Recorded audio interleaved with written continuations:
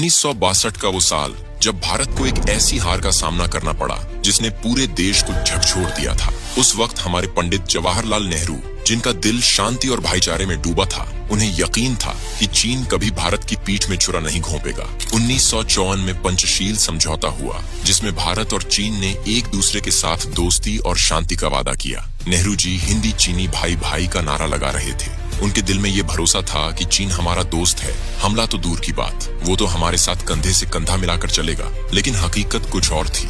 चीन चुपके चुपके जंग की तैयारी कर रहा था। वो हमारे भरोसे का फायदा उठाने की फिराक में था। बात 1950 की है, जब चीन ने तिब्बत पर हमला बोला और 1951 तक उसे पूरी तरह कब्जा कर लिया। तिब्बत, जो भारत के लिए एक बफर जोन था, एक तरह से हमारी ढाल था। अगर तिब्बत आजाद रहता तो शायद आज ये सीमा विवाद और जंग की नौबत ही नहीं आती। लेकिन भारत ने उस वक्त बस हल्का सा विरोध किया और चुप हो गया। ये हमारी पहली बड़ी गलती थी। फिर 1959 में दलाई लामा भारत में शरण लेने आए, जिससे चीन तिल मिला गया।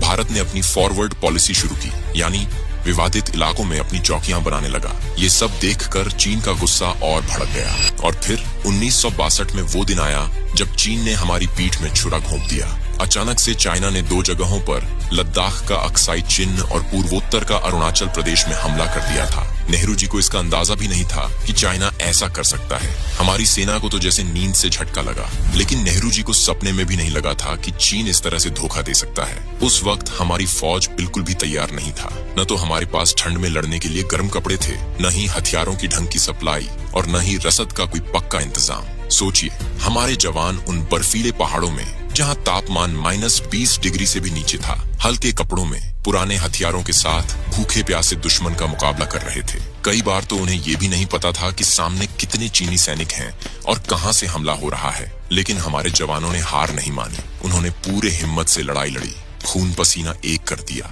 मगर सच तो ये है कि चीन की तैयारी हमसे कहीं आगे थी। उनके पास न सिर्फ ज्यादा सैनिक थे, बल्कि बेहतर हथियार, गर्म कपड़े और हर कदम की पक्की रणनीति थी। वो पहले से जानते थे कि कहां, कैसे और कब हमला करना है। हमारी सेना के पास न खुफिया जानकारी थी, न ही ढंग का संचार तंत्र। फिर 20 नवंबर 1962 को चीन ने अचानक सीज फायर का ऐलान कर दिया। अरुणाचल से अपने सैनिक हटा लिए, लेकिन अक्साई चिन्ह को अपने कब्जे में रखा। भारत की हार ने पूरे देश को सदमे में डाल दिया था। हमारे जवानों ने जान की बाजी लगा दी, मगर कमी थी तो बस तैयारी की। नेहरू जी का भरोसा टूट गया। ये हार सिर्फ जंग की नहीं, बल्कि हमारे उस भोलेपन की थी जो ये मानता था कि दोस्ती के नाम पर कोई धोखा नहीं देगा। इस हार ने हमें एक बड़ा सबक सिखाया। शांति की बात करना, भाईचारे की उम्मीद रखना, ये सब अच्छा है, मगर देश की सुरक्षा के मामले में आंखें बंद करके भरोसा करना खुद को धोखा देने जैसा है।